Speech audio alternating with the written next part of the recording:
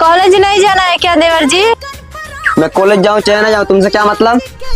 भाभी हो तो भाभी की तरह रहो, ज्यादा माँ बनने की कोशिश मत करो।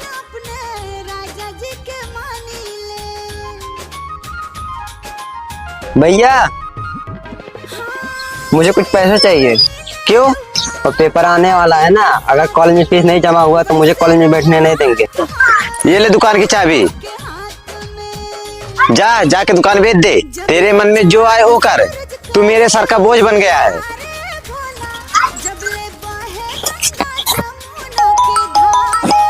कॉलेज से फोन। हेलो कुलदीप, तुम कल से स्कूल आ सकते हो। पर फीस? वो एक औरत आई थी, बोल रही थी कुलदीप की भाभी हैं, उसी ने फीस जमा की।